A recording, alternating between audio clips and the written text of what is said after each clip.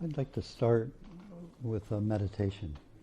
So if you'd make yourself comfortable, eyes open or closed, let your senses open to the room and the environment.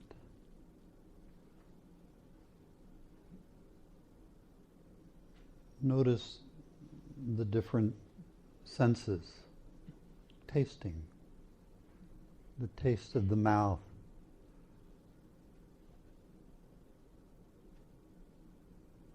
the sensations all throughout the mouth,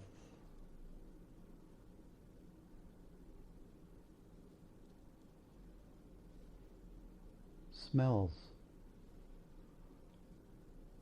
Without going into naming,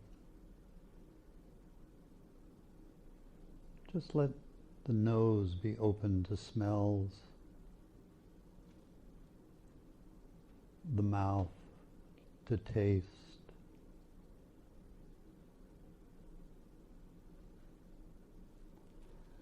the eyes to color and light or darkness.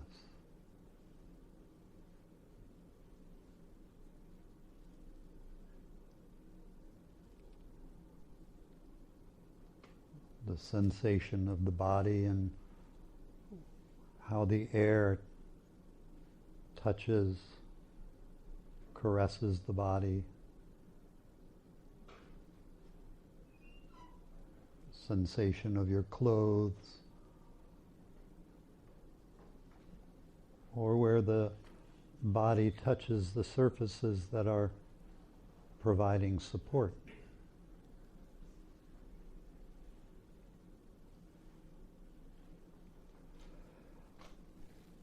But take a few moments with sound.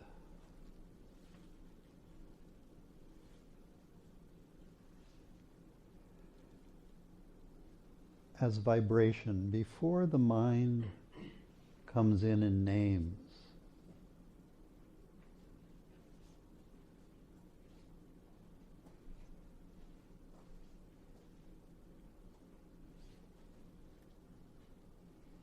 How sound is all around us. Can you let your attention be open so you're equally listening everywhere?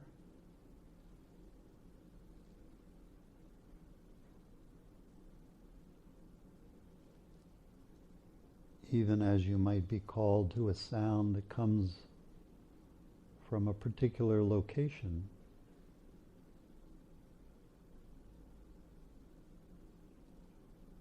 Notice the effect on your entire body and mind when listening becomes openness.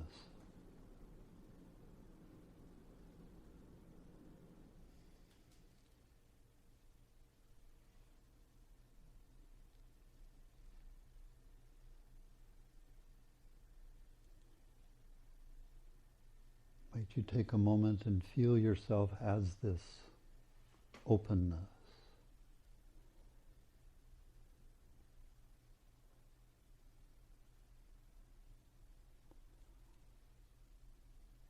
Welcoming the comings and goings, but feeling yourself as this unlocalized everywhereness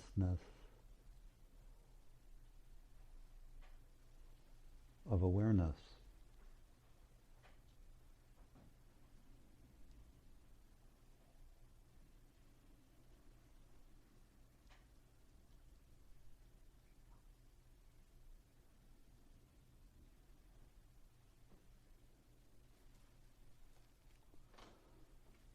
Let yourself settle into just the ease of being, where we're letting go of where we've been.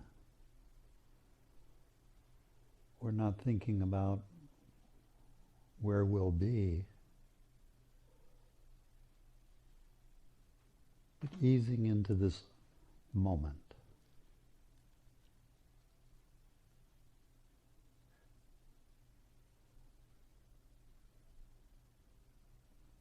welcoming sound,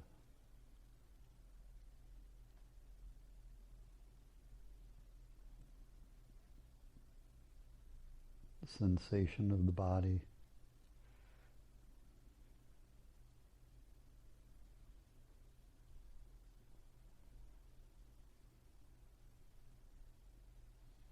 And this openness of awareness.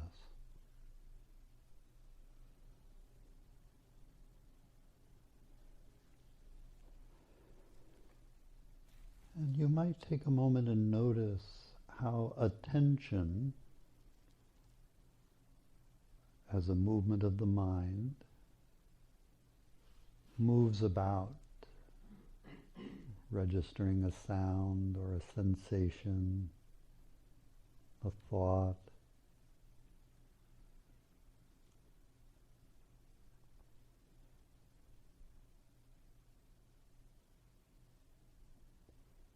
Might you set attention free to roam about on its own,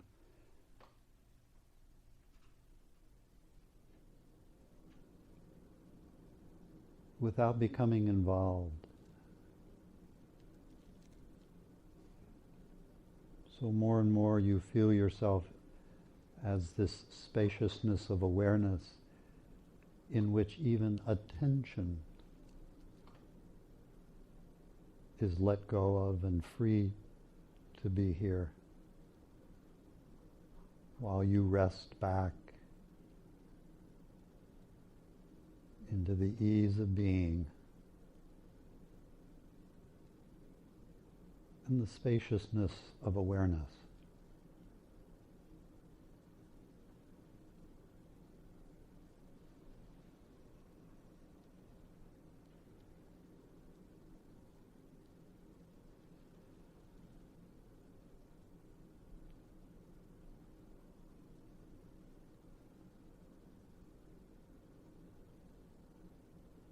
Thoughts still coming and going, but might they be more like helium balloons you set free?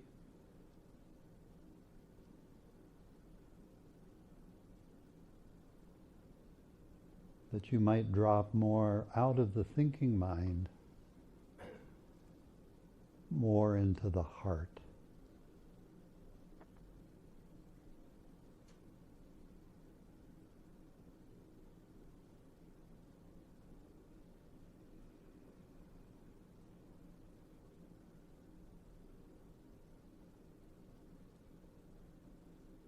Kind of like taking an elevator, riding it down out of the thinking mind.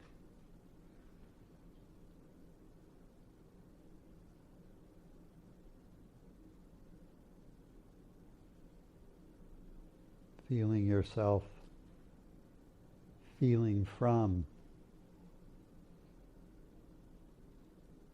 the heart.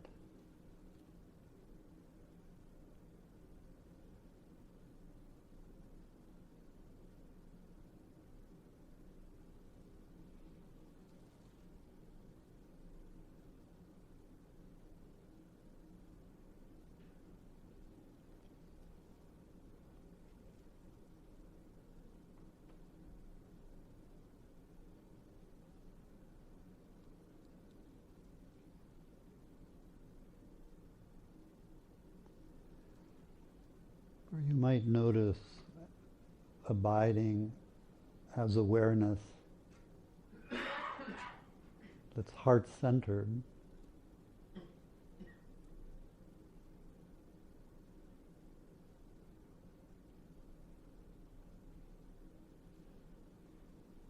There's both the localized presence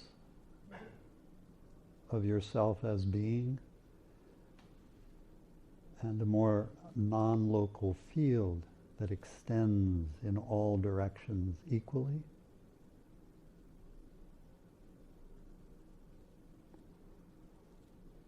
If it feels right, you might take a moment and first feel yourself as a sense of presence, more localized, and then feel this more non-local field. And go back and forth several times, first feeling the more localized aspect of our essential nature, and then our more non-local, field-like aspect of essential nature.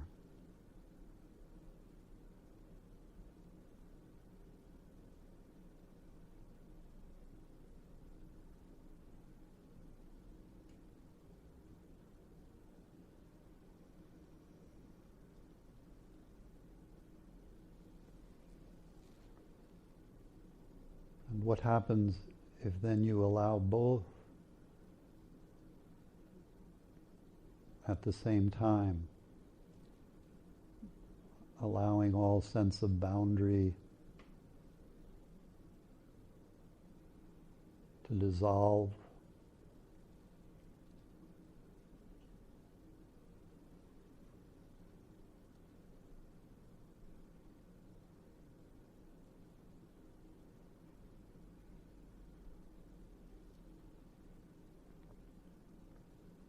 no inside, no outside, just a unified field of presence.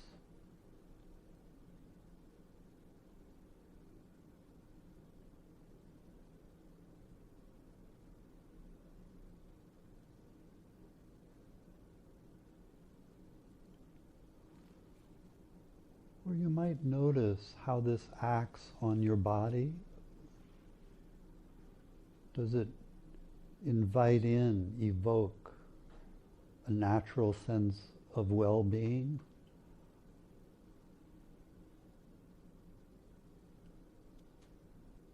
We might say it activates feelings of love.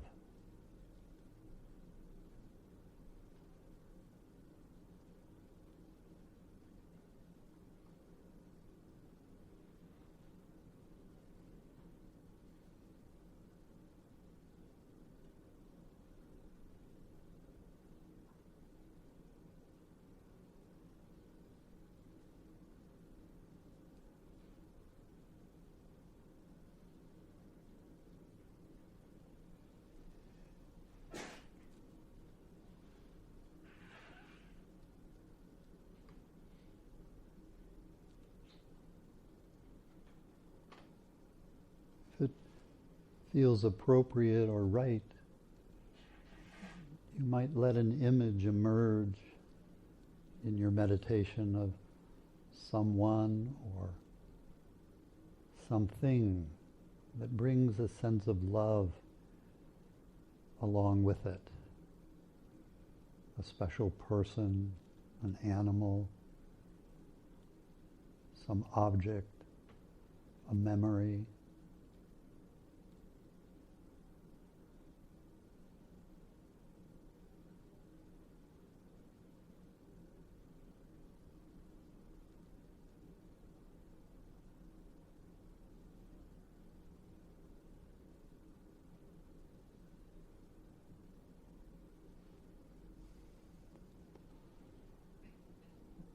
Or you might notice how this particular person, memory, or object evokes love along with it.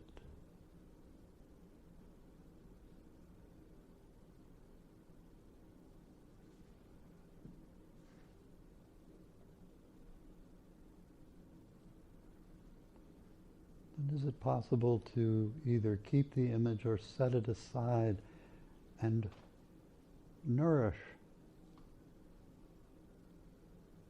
feelings of love?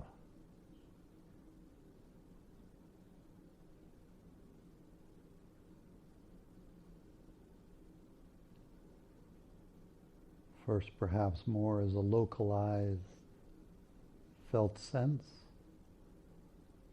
but then feeling its more non-local, field-like quality.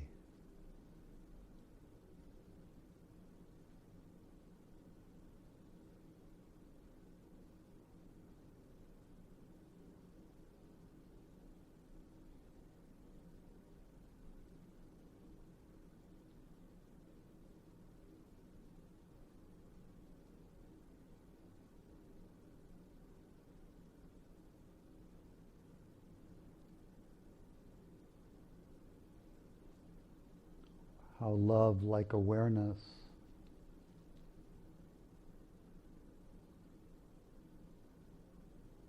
while it can feel local,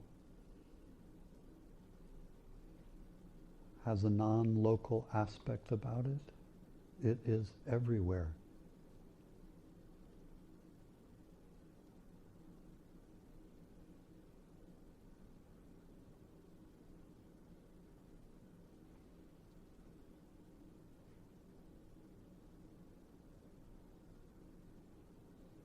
To the degree that you can feel it, let it permeate as it is already the entire body. Every cell, every atom is made out of love.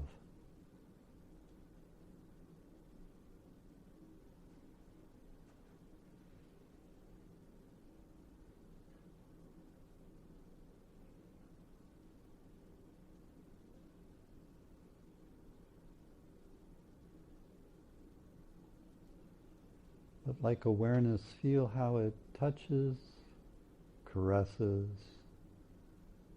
permeates, infuses everywhere. So don't keep it just to the body or to this room. Set it free. Feel how it is already everywhere. We're simply acknowledging what is already the case.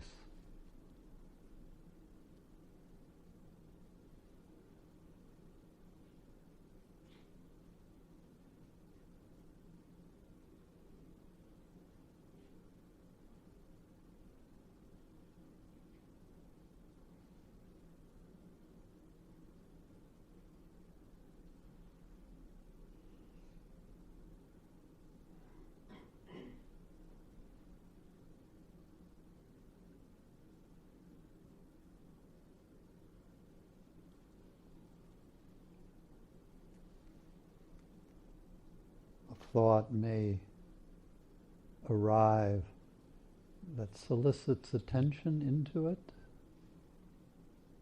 The felt sense of this field of love or awareness might momentarily be forgotten. Notice how forgetting is a natural aspect, a natural movement, as is remembering.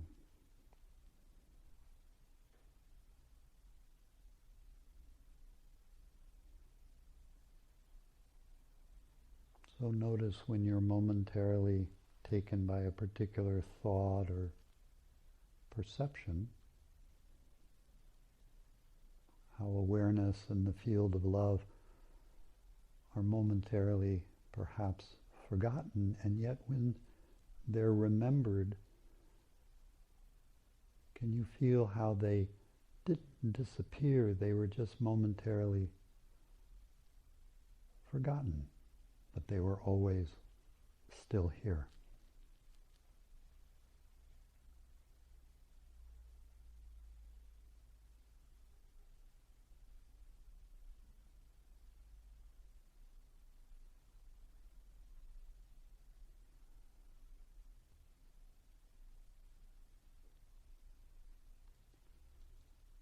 Let us take a few more moments just in silence, nourishing, welcoming the felt sense of love, the vast openness of awareness, and just noticing moments of forgetting, remembering,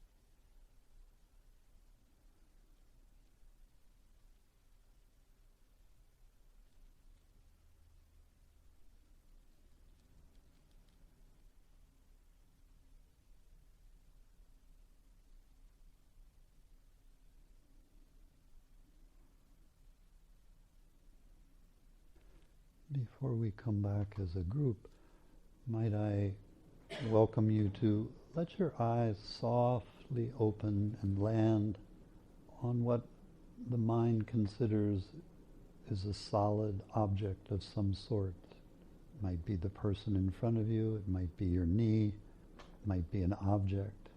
But keep the eyes soft. Let the feeling of awareness or love undo the solidity of the object, where you might feel the object more translucent, transparent,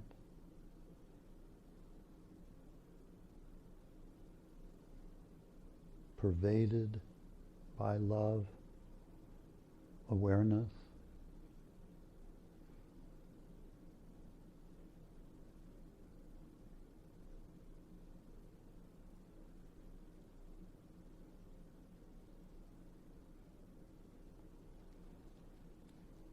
So as we come back as a group, when you come back to your eyes open, where thought comes back in, can we keep the heart open and keep feeling the more spacious quality of what we're calling love or awareness, and how it may recede momentarily into the background while a particular thought or memory captures attention, and then it may reassert itself.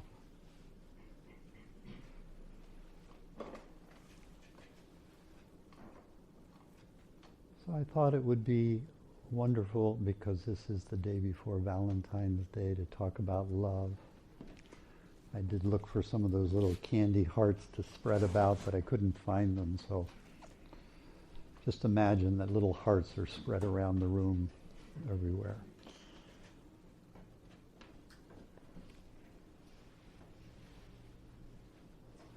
I'd love to share some reflections that have deep meaning for me, and to see if they invite anything foreground for you. There's a wonderful saying from the Upanishads: wherever there is another, there is fear. The opposite of fear is love, but love has no opposite.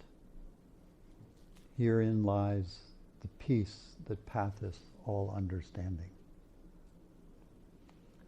Wherever there is another, wherever our mind projects and consolidates a separate object, another, there is fear, because there is the possibility for attack.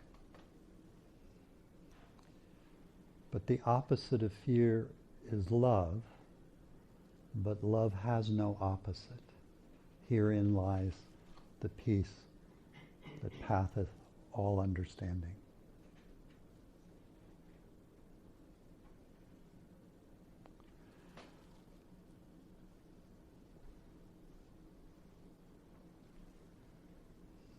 What I've come to realize is the five senses in the mind are designed to project separation. That's their job, we might say. That's for survival or for social relating. And yet, what I think of as the seventh sense knows no sense of separation. The seventh sense is what we all knew perhaps as small children, but culture and family and personal experiences can create and solidify a sense that there is only separation. But the seventh sense, what we know as children, doesn't know separation. It doesn't even know non-separation, because non-separation is a concept. It only feels that sense of unity. So our job, I think, in meditation is to both honor and acknowledge that which creates separation, and this that we can awaken that knows no sense of separation. If there's only separation, then we live in a field of anxiety and fear captured by our instinctual drives. Whereas if we awaken this organ that has often become vestigial, it's kind of gone to sleep, we awaken a whole nother way of being.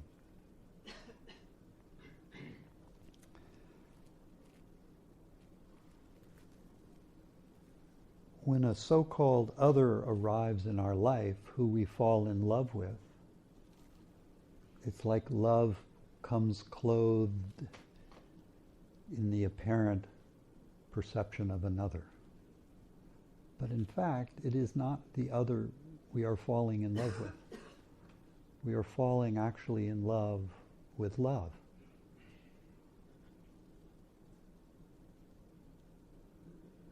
Where the other can help us really perceive this deep feeling of love that at one time is both personal and not personal. So tonight I'd really love to explore the personal side of love and what we might say the absolute or non-personal aspect of love.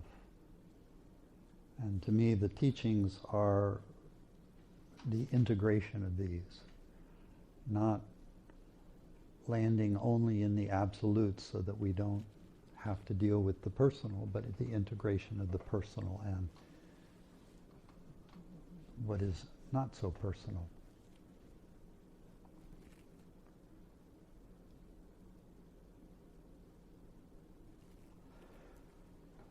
But I think there's something in doing this that we might consider. I was working recently with a person who, as they were talking about what they were presenting, were talking about how much shame and guilt they felt when they found themselves in a moment of contraction, when they found themselves in a moment of reactivity, anger, some reactive moment.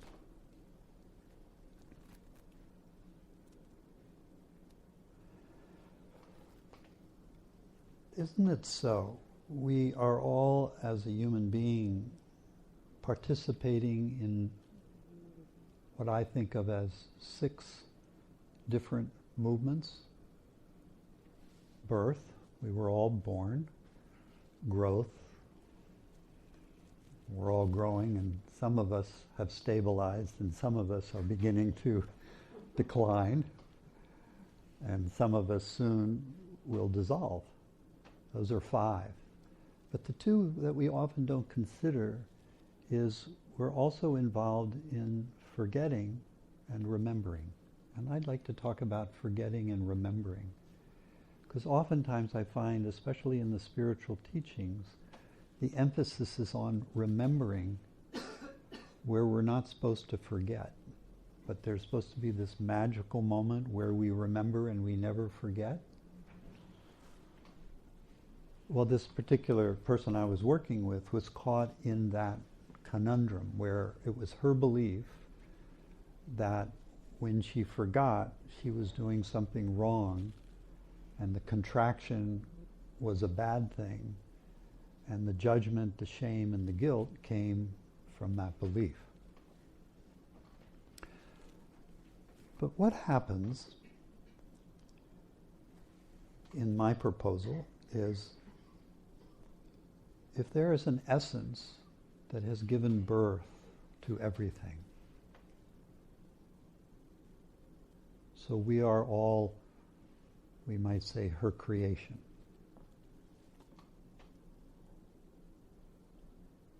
That would mean every thought we have, every feeling we have, every movement we have is part of her creation. So we might say everything from that perspective is the divine in a manifested form.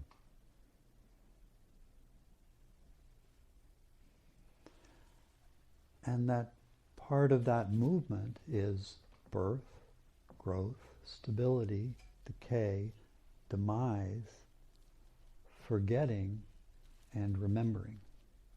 If we take that as a possibility, then when you forget, that's a divine movement that in a way you have no control over, unless you take the premise that you are the divine itself and you are your own creation, and so then forgetting is part of your creation.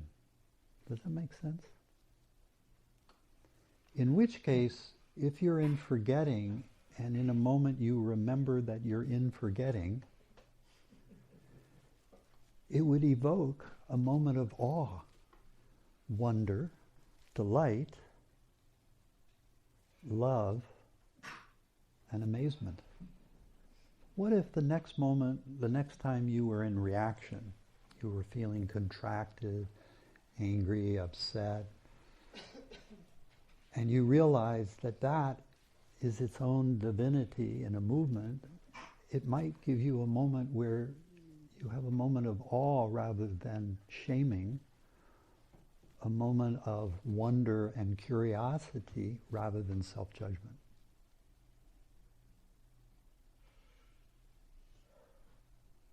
Wouldn't that be amazing? So take a moment and think about forgetting and remembering. In the spiritual teachings, we call it concealment and revelation. That concealment and forgetting is as much part of our humanness and our divinity as remembering. So we should celebrate, in a way, forgetting and concealment as much as we celebrate revelation and remembering. If we also think, which I was sharing with this person this morning, in the moment when you've forgotten and you're in a moment of contraction and a moment of anger or some aspect,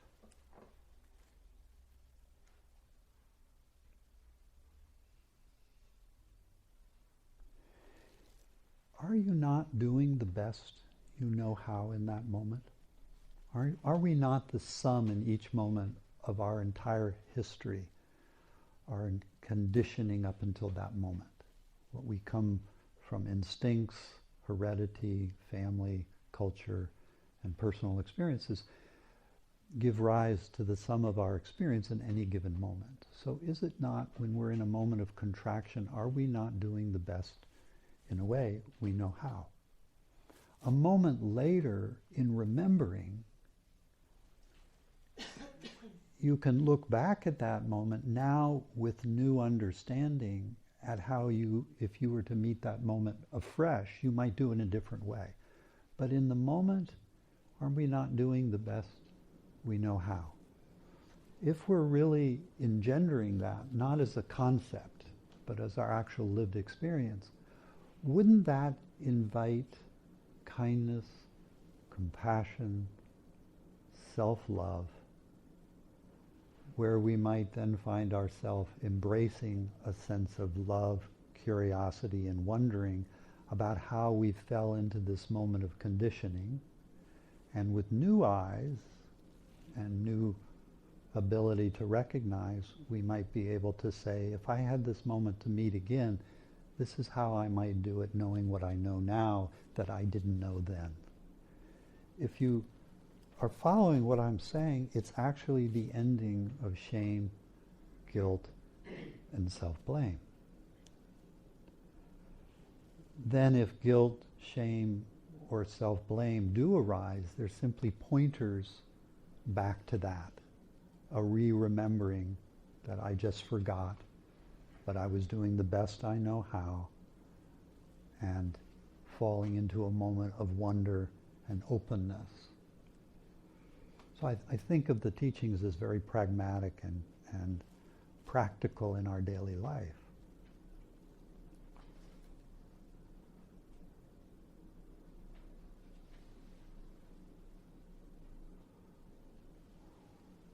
So think about these 6 movements, if you would. the next time you find yourself in a moment of reaction, you can join me in doing what I do. Did it just get born? In which case, it's got a long way to go, because it's got to grow, stabilize for a while, decay, before it's going to dissolve. And so in whatever form that I meet the moment of reaction, it might be in its growing phase or it's in stable phase, in that moment of remembering, it brings in a sense of kindness or compassion or a sense of love with which I can meet the reaction. I also have to acknowledge the preference, because in the moment of reactivity, my preference is to not be in a moment of reactivity. So I have to welcome the preference in as well and have kindness for its arrival as well, because that's part of my humanity.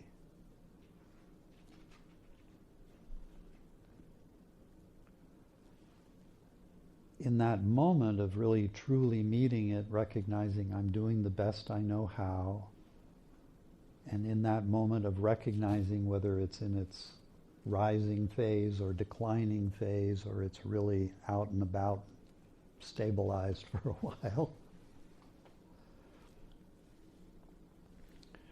I'm no longer in the reaction. I'm not defending against the reaction. I'm welcoming it as a movement of the divine. I'm recognizing this that is meeting it and in which it's unfolding is a movement of the divine. And so in a way, it's a moment for me that evokes curiosity and wonder, even in the midst of the moment of reactivity. But I'm also aware that in that moment, I'm no longer captivated now by the reactive moment.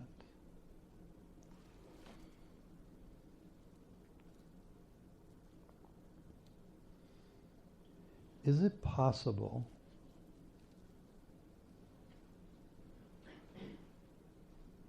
and here's where our practice comes in, to take time in our practice, as I was inviting us to do, to rest back for a moment in an ease of being, where we can see as we move into being, and if you can do it now as I'm talking, how thinking mind subsides a bit, and being nourishes into the body accompanying feelings of well-being, even love, and how being is a flavor that is arising in a vaster openness of awareness.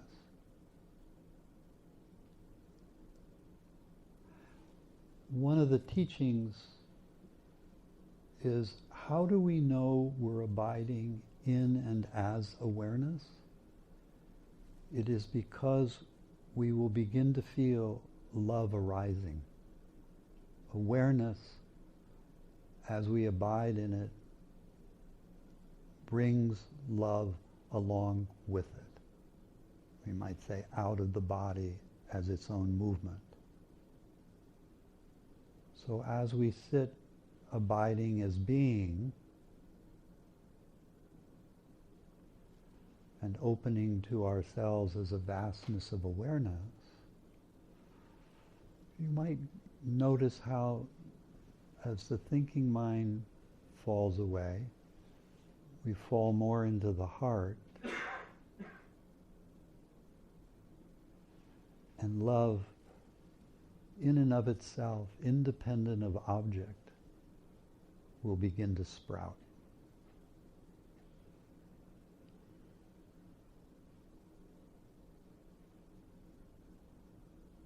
So might we spend time then in our meditation and as we go about daily life as we are now, nourishing this flame of love,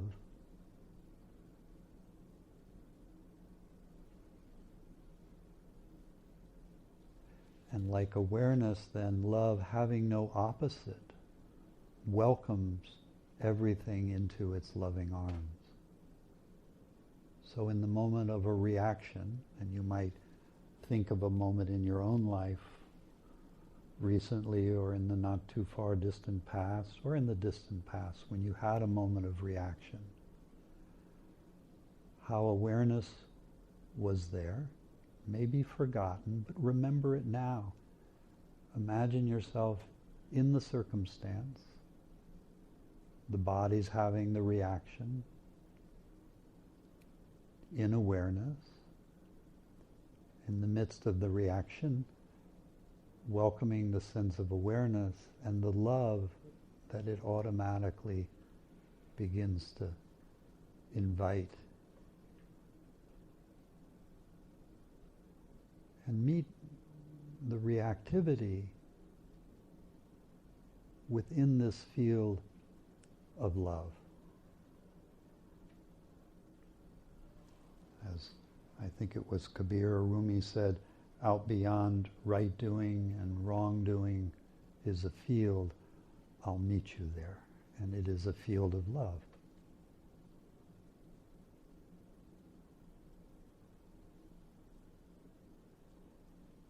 How do we recognize awareness? Because when we're abiding in it, it automatically invites in essential qualities like love, self-love, kindness, compassion.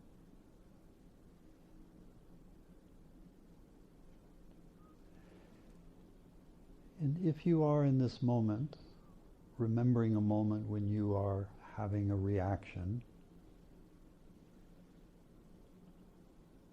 noticing how it's arising in a field of awareness,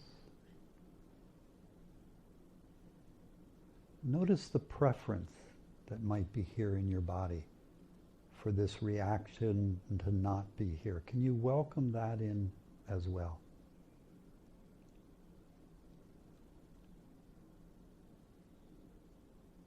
And meet the reaction as sensation.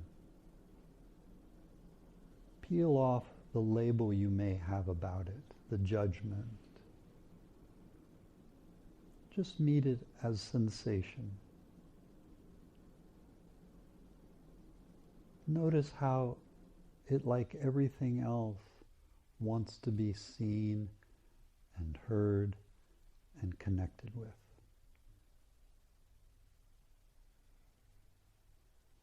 Can you connect with it from love, where you're not trying to get rid of it, even though the preference might be there? You're really truly welcoming it to be here just as it is, setting it free for it to go through its own movements of growth, decay, and ultimate dissolution, where then it might show you and reveal to you a deeper understanding that you hadn't seen, so that the reaction is a pointer back to some deep acknowledgement of vulnerability, where once you see that, the reaction has served its purpose, can go on its way.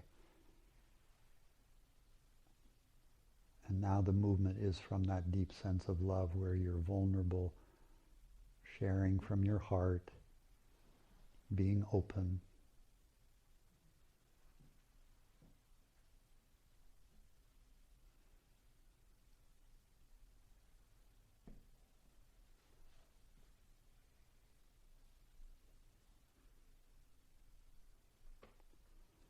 And notice how when a reactive moment has passed and we've come back to that openness, we just come back to the field of love that was always here, momentarily forgotten, but always here.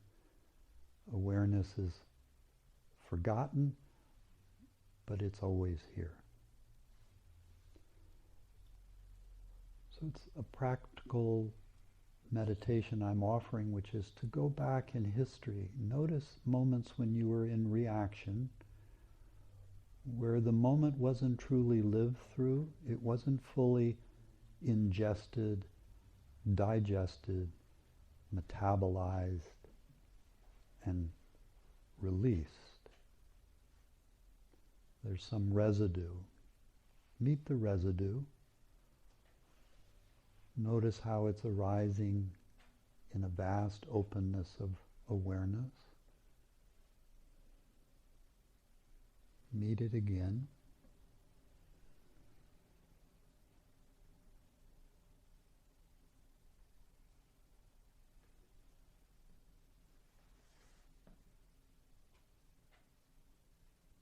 Where you might find a new insight, a new understanding that you can bring with you into your present life,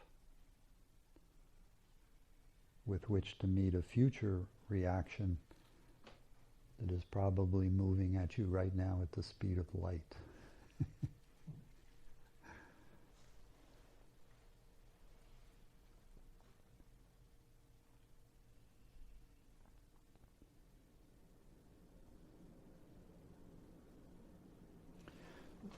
So let me toss out one more thing, and I'd love to invite your own perspectives.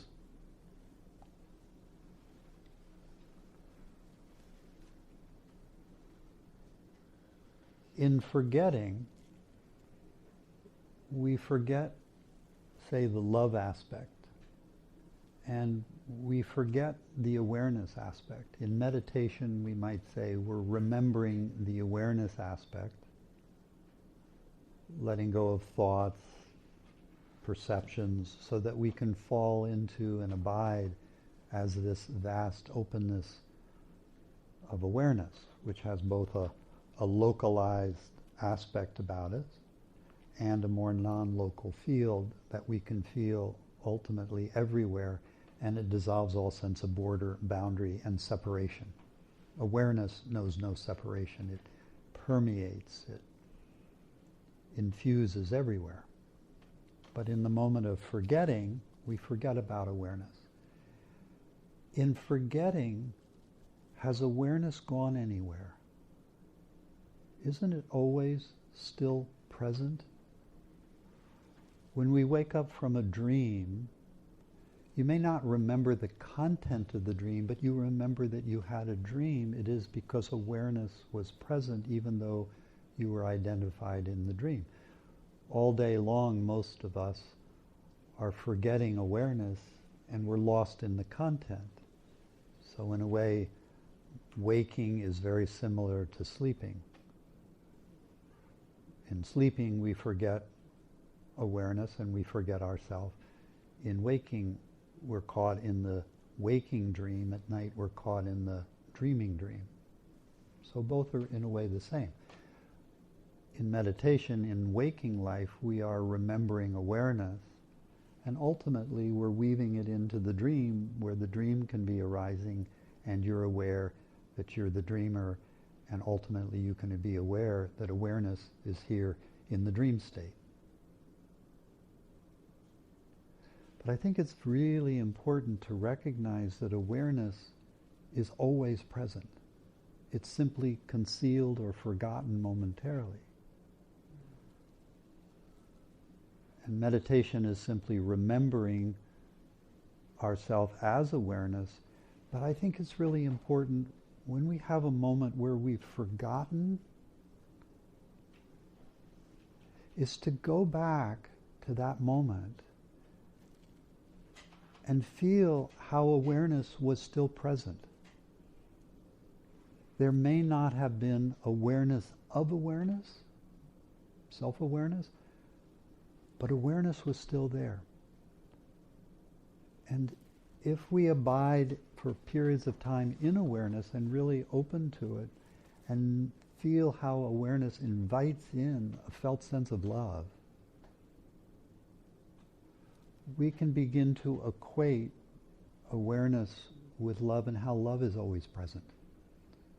We simply get caught up in the content and forget the field of love in which the content is arising.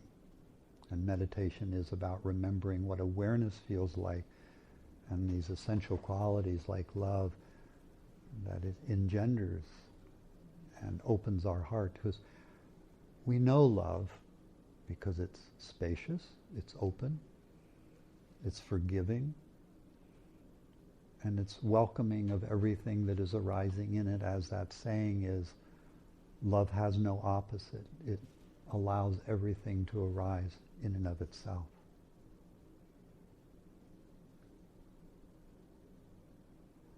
Then with those eyes, if we look out first at our thoughts and our emotions and our body sensations as arising in awareness, and in a way the creation of this divine essence that has given birth to our body, it has given birth to our emotions, our thoughts, then wouldn't it be so when we look out at another, they also are our creation? If we looked at everyone as our creation, the world would be a very different place. That has a whole bunch of other ramifications, which I'm happy to go into with you, but I think I'll leave it there for the moment.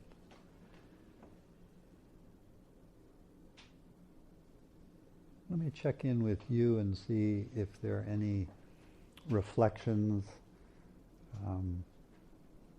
confusions, or if you would like me to elucidate anything that I've spoken to. And we've got a microphone, so if you have a reflection, raise your hand and we'll bring the mic to you.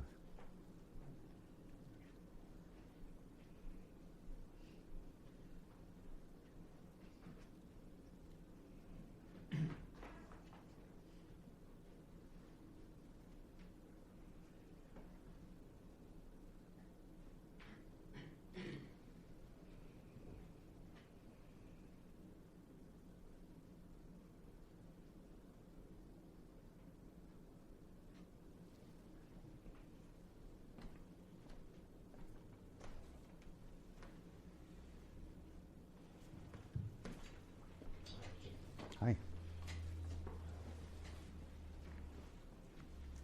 Could you elaborate a little bit about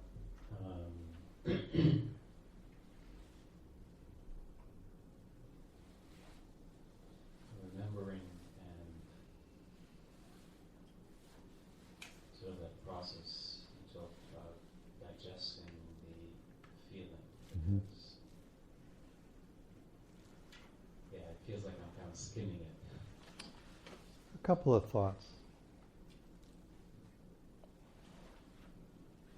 In every moment, we are being asked to take in different perceptions.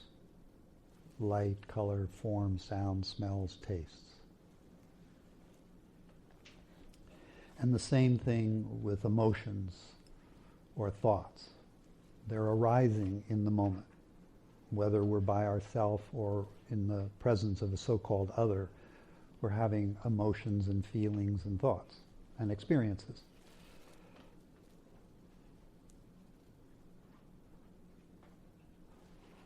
I've come to appreciate how everything is part of the divine. That's the way that I would express it. So from my perspective, everything has a right to be here, including my preference for it to be here or not be here. All of that has to be taken in and really felt. Then I'm aware that in any given moment, an emotion arriving is kind of like eating an avocado or having a good piece of fruit or something. I'm taking it in. Hopefully, I'm assimilating it, I'm digesting it, metabolizing it, and eventually excreting it out through different orifices in my body. Isn't that so? To the degree that we refuse an emotion or a thought is to the degree that we haven't fully metabolized it, and so it will lay within us, waiting to be remet again. And it will come out in circumstances when we might be with another person who reminds us of something, or just it comes out in a spontaneous way. So I think of everything as wanting to be, from my perspective, ingested, digested, metabolized, assimilated, and let go of. And to the degree that we don't, then those residues are lying in us waiting to be remet. So that, again, I can say it in another way. Everything wants to be seen, heard, connected with, and have that sense of real deep belonging. So I think each of us as a human being, like if you were to be upset by something I've said, and you're angry, and you come to me with your anger, isn't it what you're really wanting is for me to see you, hear you, connect with you? And if you really feel connected with and met and heard, that anger begins to dissipate, and then we can enter into a real dialogue. If I refuse you, then you will either become more irritated, or you will call me a jerk, or you will go away. But that moment will not really have been met. Then you're going to have to go off by yourself and assimilate it, digest it, and probably find somebody else to talk about it, a good therapist, or So all these kinds of ways, I think if we really understand them, for me, every thought, every emotion I have wants to be seen, heard, and connected with, ingested, digested, metabolized, and then it's liberated. And the primary concept that I use is welcoming. What I see is if I'm truly able to welcome that emotion or thought, it will go through those different movements of birth, growth, and it will self-liberate. And it will leave behind it an insight of some action I need to take in one way or another. It may be I need to say something, do something, or just be quiet. To the degree that I feel something in myself that's roaming around in me, knocking against my inside walls, is to the degree that I really haven't met it, welcomed it, and allowed it to be here. And I've come to really appreciate the slightest movement in me to try to fix it, change it, meet it to get rid of it. Pseudo-welcoming is what I would call it. Sure, you're welcome to come in if you'll go away. Is to the degree that it'll go into hiding. It will go into concealment, waiting for another prime opportunity to come out and be revealed. So these concepts of welcoming, growth, all the 5 phases, and concealment and forgetting are very vital to our understanding.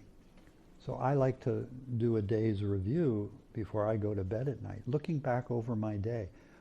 Where are the moments that when they arrived, I really didn't want to welcome them, and so they remain in me undigested? I'd like to see before I go to sleep if it's possible to welcome them in and see actions that I could take in that moment, or I may need to take the next day, where they would liberate because they've done what they've needed to do. Is that kind of getting at more, filling it out, or is there something else here? Yeah, I'm just curious more, sort of how do you go about it? Is it a mental process, or a more feeling process, or an inquisitive, or a combination?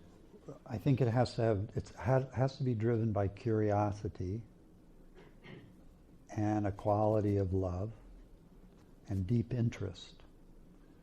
And it has to be a felt inquiry.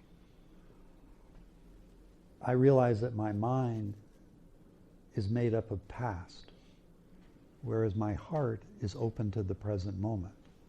I'm not refusing the thinking mind, but I'm really intuitively feeling into and welcoming the moment as a full bodily receptivity. So my locus of attention isn't in my head, it's from my heart. And if we look at that, if you think about it, there are two ways of attending. We can attend to or from.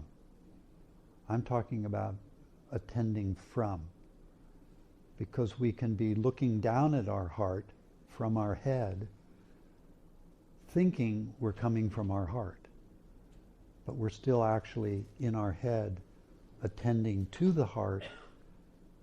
What I want to do is really drop into that intuitive, heartfelt feeling, and then I'm attending from that quality of heart, which I realize as I do is both a localized sense of heartfeltness, a feeling aspect, but it also has an embracing openness to it. I'm open to you and all that you're bringing to the moment. And it doesn't have a pseudo movement in it. It's a real heartfelt. And then you will feel that, won't you? If I'm really open to you, you will begin to feel that. Because I'm not defending, I'm not trying to argue you out of your position. You will feel that openness. Yeah, that helps. So that's sort of the feedback that you get when you're into that inquisitive orientation. Yeah, and part of, I think, of the meditative realization that comes with time is we're able to recognize I'm in my thinking mind. And there's no way out from here. I've got to let that go, not deny it, but I've got to somehow shift into a very different feeling quality with which I can meet the moment from, not from the head, but from the heart. So that is a very deep feeling inquiry. But I have to first recognize I'm in my head. I'm in thinking, and I can't solve anything from my thinking mind.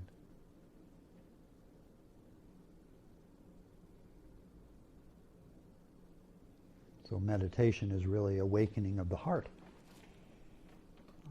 mind, which then incorporates and encompasses the thinking mind. But the thinking mind tends to shut out the heart mind. So we have to develop that felt feeling sense from the heart and from the whole body. Because the heart to me isn't a location, it is the whole body itself, where we're attending to all the information that is coming to us from every molecule and cell in our body.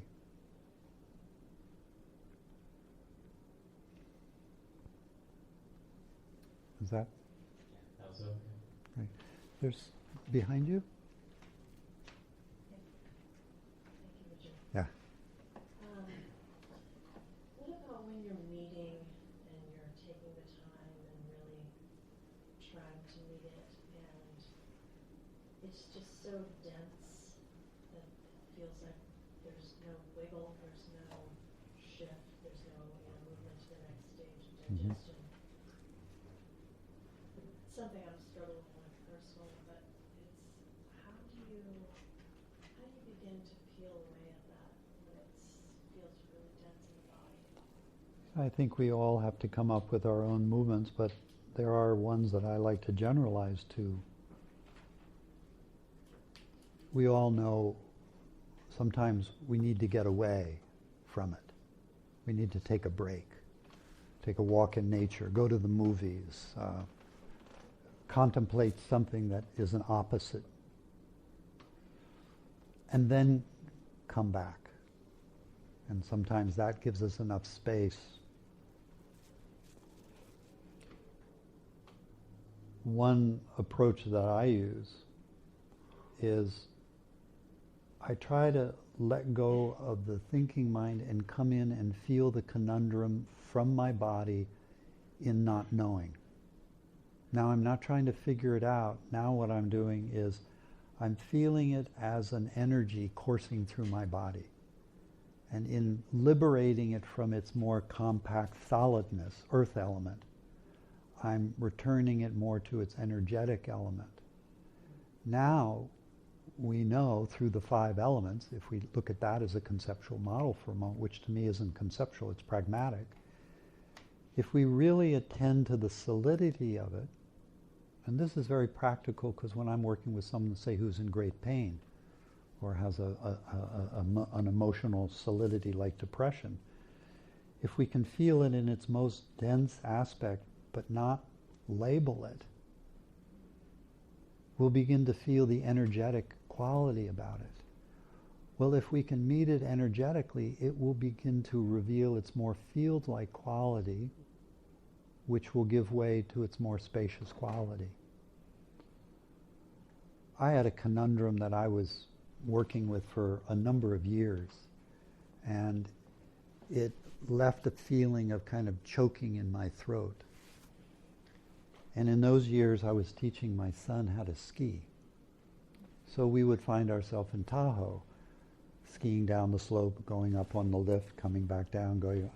And because it was cold, and we were all bundled up, I would find myself on the lift, just going into the contraction in my throat, letting go of any thoughts, and just feeling it all the way up the lift.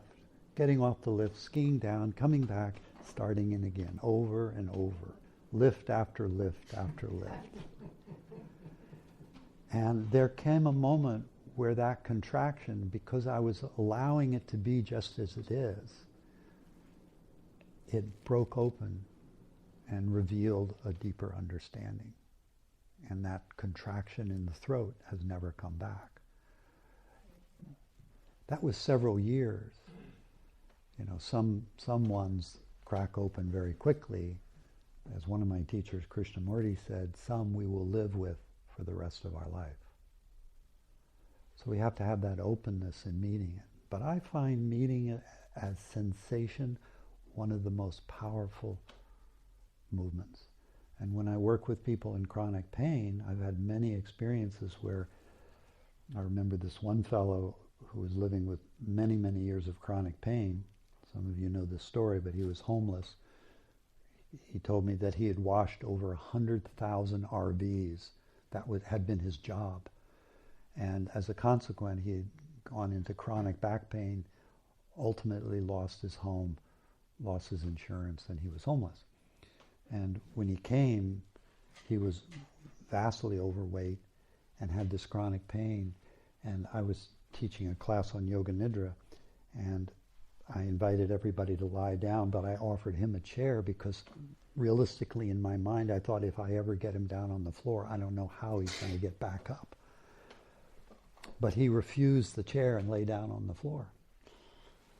At the end of the meditation, where I took him into the sensation of the pain and let him unpack it as sensation, energy, and more this kind of spaciousness, he came off the floor like a 10-year-old, just sat up, and he said, I have no pain. Now that's 12 years. For that moment, he really dove in and welcomed it for the first time as sensation, which he had never done. He had spent his life trying to defend against it. So I think of that as anything, an emotion, a residue.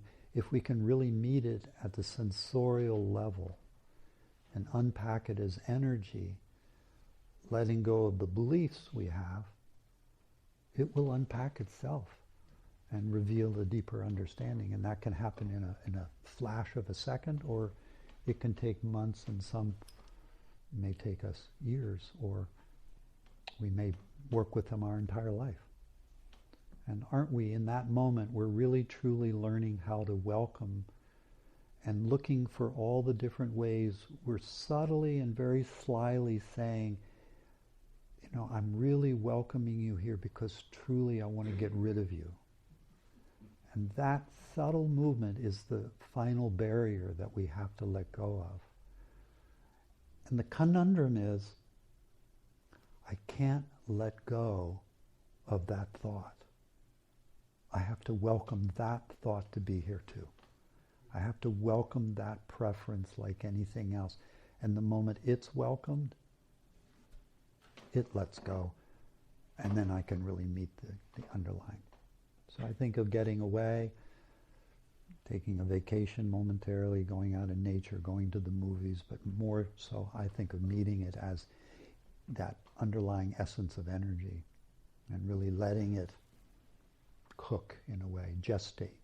Because in that moment, really what you're doing is you're creating a fire of awareness that is metabolizing that essence and then revealing the subtler, deeper vulnerability that it's trying to reveal to us, that we've been defending against. I hope that's helpful. Very helpful, thank you. Let's go here and then to here. So you and then here. Yeah. So it seems what I got from you, you have some invitation to go to the memory and bring the memory here and deal with it, rather than investigate the energy moving and make it asana or yoga. So this is what I understood from you. It's one thing I'm mentioning. If we invite in a memory, if something hasn't been fully metabolized, we'll remember it. If it's been fully metabolized, we may have no memory of it. To the degree that we fully metabolize things in our life, we will, in a way, let go of them. The memory is still there, in a way, charged with some element that has yet been liberated into consciousness. So the memory is actually waiting for us to invite it back in. In inviting the memory in, we look for the charge that has yet to be metabolized, and we invite it into awareness so that it can, in a way, liberate the pieces or the elements that we have not yet seen about it. And in doing so, the memory will dissolve. I worked some years ago with a woman who had been in a terrible car accident, just a tremendous, horrendous car accident. And when she came in, she had all these memories and post-traumatic stress. We got to a point where she came in and she said, I'm beginning to wonder, did I have an accident? Because I've lost all the memories that I associated with, which were emotionally charged. And the memories that I have lost all their emotion. I mean, if we really metabolize something, we may have a kind of a transparent memory, but it's been liberated of its charge. And even then, we may forget that the event even happened. So this valid, if this memory you try to remember is charge the energy, the body energy, and then it's possible to do asana or yoga. Yeah, that's what we're doing. We're doing a form of yoga with it. It is the posture that we are taking in that moment, and it is revealing its form to us. And like a regular asana, I'm just taking the form and letting the form reveal the sensation and the energy. To the degree, if I take the form to get rid of it, I'll get stuck again. And it's the same thing if I take a true asana, a hatha yoga pose, and try to work it, more likely than not, I'm going to injure myself. But if I just take the form gently, politely, and let it cook me, then it reveals its energetic essence. And it would be the same with the memory. So it's a nice metaphor. It is an asana we are taking. On that note, do children who have less memories have better qualities of digestion then? Because they've digested it, they don't have. So is this something we build through our development, that we forget to digest? Well, we don't want to stretch the metaphor too far, but yeah, I mean, we are teaching. I was taking a walk with a friend of mine on Monday, and this woman was strolling her carriage, and as we passed by it, we looked back and they were twins. And we commented, oh, look at these beautiful twins. And the mother turned to the older one, or I guess they were fraternal twins, but one of them was older. Anyway, she turned to one because they were talking. She said, say hello to the gentleman. And the child said, I don't want to say hello. And the mother started to go into this whole routine about how you should say hello and it's polite and all this. And I turned to my friend John and I said, so it begins. The cultural conditioning. So in that moment, the child isn't being allowed to digest, I don't want to do this, which if it were truly met, the child might turn around and say hi or not. It doesn't matter. I would say we're teaching our children very, very early on. I mean, the moment you look in the crib and you say, what a cute little girl or what a cute little boy, you've already started the conditioning. You've laid that image on them. I'm sure they're looking up going, I don't have a clue what you're talking about. But yeah, we're preventing that digestion right from the very beginning, and then children get sick a lot or start to get eczema or different movements in their body, psychosomatics. Your chair is getting close to the back of the podium. Thank you. I was actually watching it myself. I was saying, Welcoming the anxiety. That was gestating. Yeah, absolutely. So I'm glad you welcomed it before I welcomed something else. Did you have a comment? Did you want to say? Can you give the mic?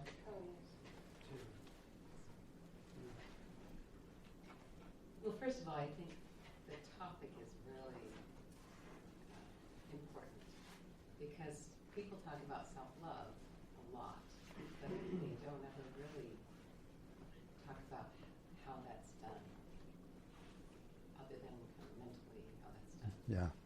And so I never really have satisfactorily found a source for how it's applied until now. I also wanted to know your issue going on the ski trip was a previous issue, right? And it just came forward because of the cold. Is that? No, I had been contemplating in meditation as well.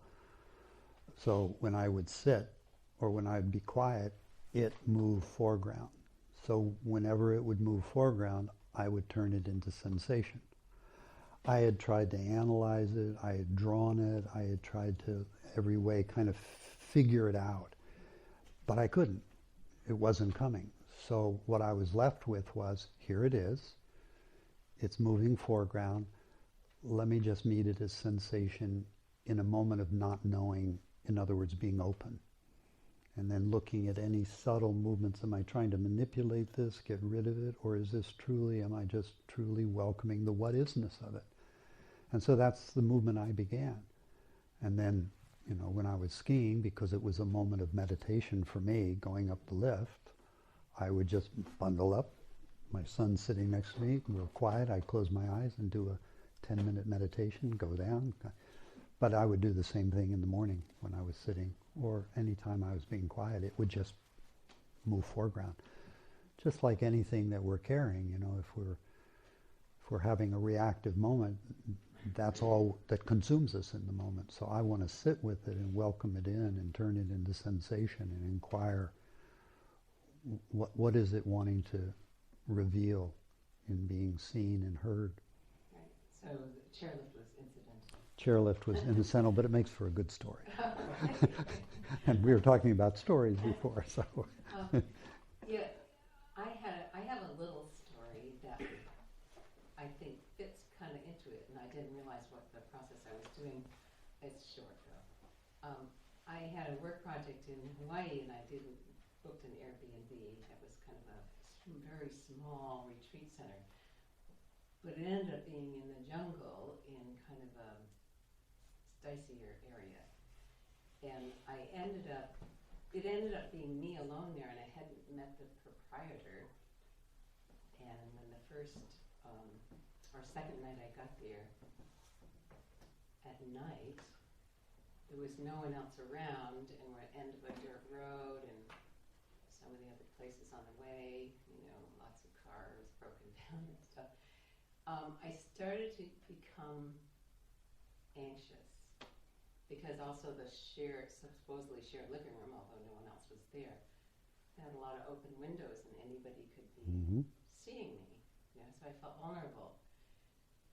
And I knew enough not to feed the stories, so I had some control over feeding the stories, although there was this cloud hanging over me. I thought, oh gosh, the whole week is this cloud going to be here.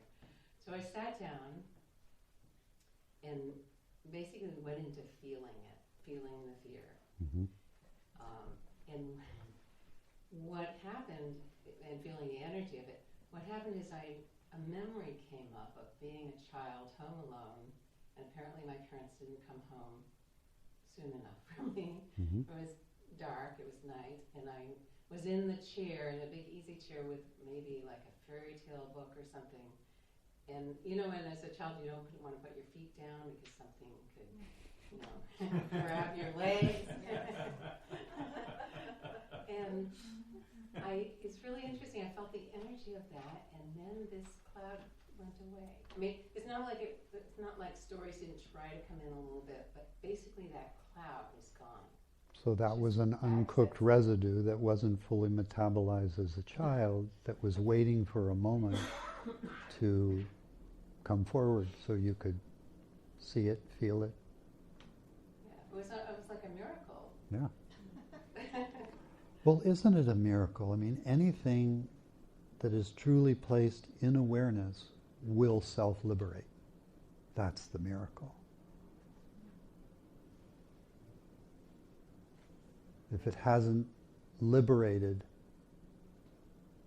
then either we haven't really set it free long enough, or there's some preference for it not to be here. So anything that's placed in awareness, that's the miracle, will liberate.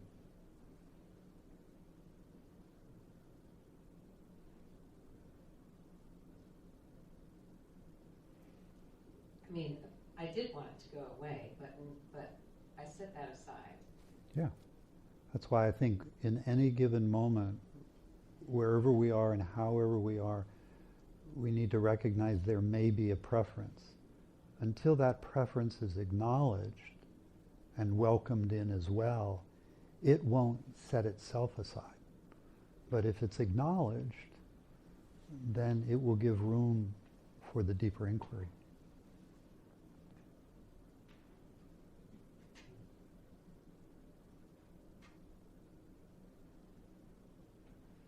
If I meet the preference as another expression of the divine, then I meet it with love.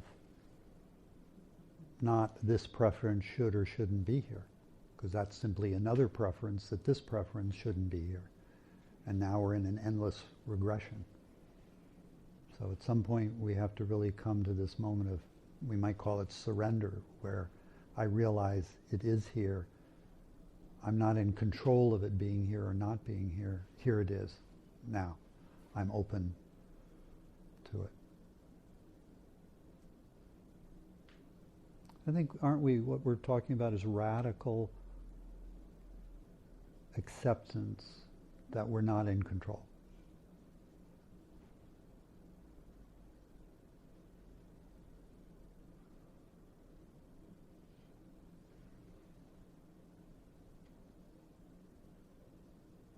Are any of you in control of remembering? Are any of us in control of forgetting? I know that I'm not.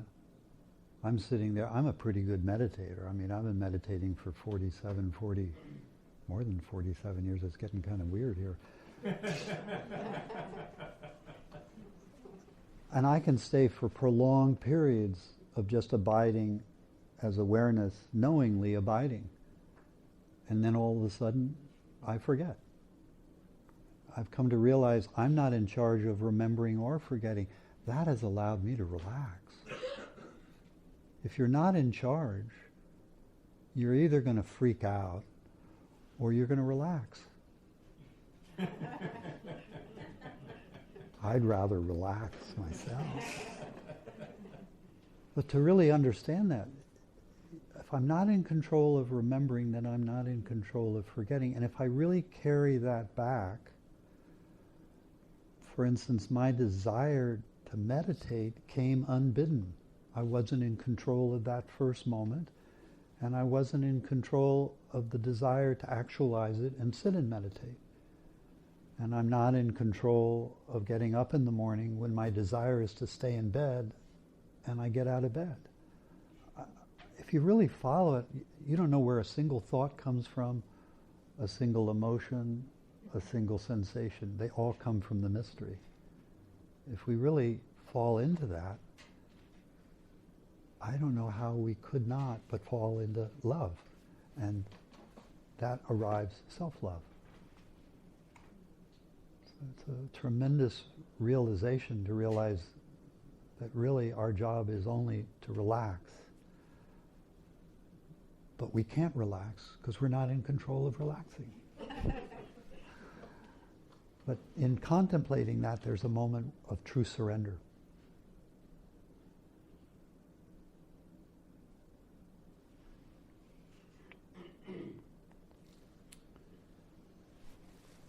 So we've been here for about an hour and a half, and I know that after about an hour and a half, many of us just want to pee. So let me take a couple more minutes and let us just kind of encapsulate this in a profusion of love, and then there are a couple of announcements we need to make. But just take a moment and go back to where we began and where I've invited us to be actually all along this journey. Setting your body, your mind, your senses free to be here just as they are.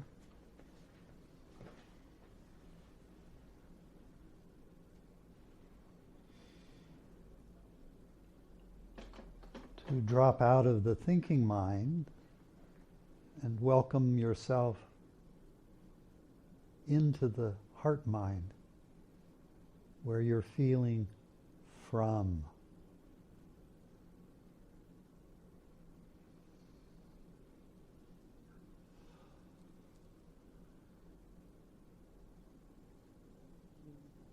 Where initially you might feel yourself more as a localized presence,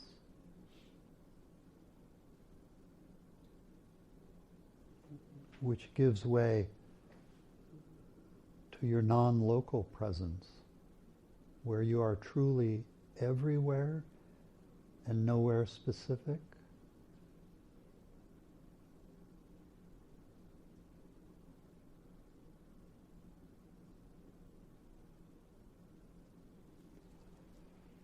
Where spontaneously it invites in deep feelings of well-being, love,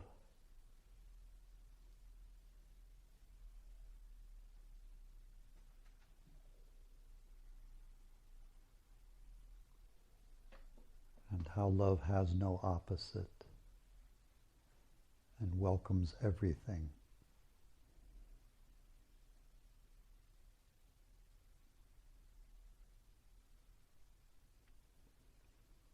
Can you take a moment and feel this vaster openness of loving?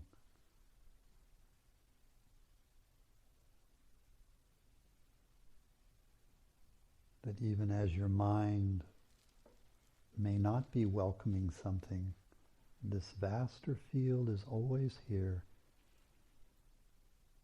welcoming even that.